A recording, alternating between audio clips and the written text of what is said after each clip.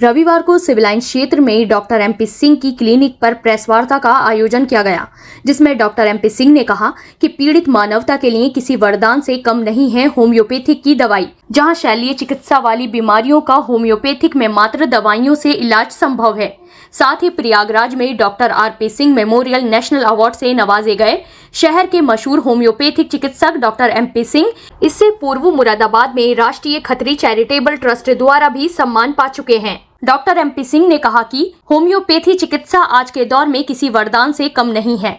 महंगाई के इस दौर में जहां एक तरफ महंगी एलोपैथिक दवाइयां लोगों से दूर होती जा रही हैं, तो वहीं होम्योपैथिक दवाइयां बीमारियों से पीड़ित लोगों को कम समय और सस्ते उपचार में लगातार ठीक करती चली जा रही हैं। इस मौके पर डॉक्टर एमपी सिंह के साथ डॉक्टर रजनी सिंह, डॉक्टर हर्षित सिंह, डॉक्टर त्रिदी अग्रवाल व डॉक्टर शिवानी सिंह आदि मौजूद रहे। देखिए, सम्मान तो मुझे कई बार मिले हैं, लेकिन जो सबसे आखिरी सम्मान अभी मिला है मुझे जो है पिछले संडे को 9 तारीख को 9 अप्रैल 2023 को ये प्रयागराज में मिला है और ये नेशनल अवार्ड है और ये होम्योपैथिक में एक बहुत बड़ा सम्मान है। और ये मुझे इस बात के लिए दिया गया है कि होम्योपैथिक में जो काम किया है, मैं समझता हूँ यूपी में और खासतौर से मुरादाबाद में जो होम्योपैथिक क्षेत्र में काम किया है वो मेरा काम उनको सराहनीय लगा, इसलिए उन्होंने मुझे सम्मानित किया है। देखिए, होम्योपैथिक में कोई भी क्रॉनिक डिजीज़ हो, पुरानी बीमारी, पुरानी से पुरानी हर बीमारी का समाधान है।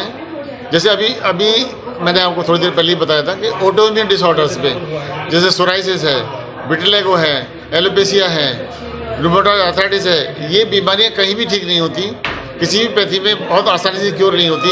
इनको सप्रेस किया जाता है तो वो मरीज धीरे धीरे चलता रहता है, बस पैलिएशन हो जाता है, मतलब थोड़ी समय के लिए आराम मिल जाता है। लेकिन हमारे यहाँ जो है इन सभी बीमारियों का इलाज समूल नष्ट कर देता है बीमारी का और हमेशा के लिए मरीज ठीक हो जाता है। बहुत सी बीमारी ऐसी देखी जाती है जो दवाई लेने के बाद ठीक हो जाती है, लेकिन जैसे ही दवाई छोड़ते हैं वो दोबारा उभर आती है।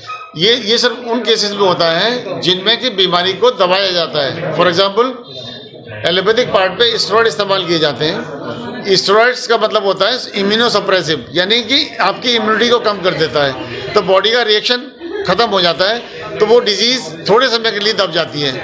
या जैसे आपने स्किन डिजीज़ में ऑइंटमेंट लगाया आपने, तो ऑइंटमेंट लगाने से वो डिजीज़ दब गई, 6 महीने, साल भर, 2 दिन, 10 दिन, एक लंबे समय तक भी वो दबी रह सकती है। लेकिन जब भी उसके हिसाब से फेवरेबल कंडीशन होंगी वो बीमारी पुनः निकल के आ जाएगी। लेकिन होम्योपैथिक मेडिसिन ऐसा नहीं करती है। और एक बहुत छोटा सा मैं आपको साइंटिफिक रूल बताऊंगा जो होम्योपैथिक में लागू होता है, हेरिंग लॉ ऑफ क्योर। ये आपके माध्यम से सारी पब्लिक को बताना चाहता हूँ कि किसी भी होम्योपैथिक ट्रीटमेंट कहीं भी लें या किसी भी डॉक्टर से ट्रीटमेंट लें, आप देखिए क्योर हमेशा ऊपर से नीचे, from above downward, inward to outward, centre to periphery, ये नियम होता है। कोई भी यदि दाग या निशान ठीक होगा तो सिर से नीचे ठीक होगा, पहले सिर का ठीक होगा फिर पैर का ठीक होगा। क्यों? क्योंकि कुदरत ने सिंपल किसी भी चीज़ को लगाया है तो अपने को क्रोनोलॉजिकल ऑर्डर में लगाया है। इंपॉर्टेंस किसकी ज़्यादा है? ब्रेन की सबसे ज़्यादा इंपॉर्टेंस है, इसलिए उसको सिर पे लगाया है, सिर के अंदर रखा है। और सबसे ज़्यादा सॉफ्ट है इसलिए सबसे ज़्यादा इंपॉर्टेंट है, इसलिए हार्ड कवर में ढक के रखा हुआ है।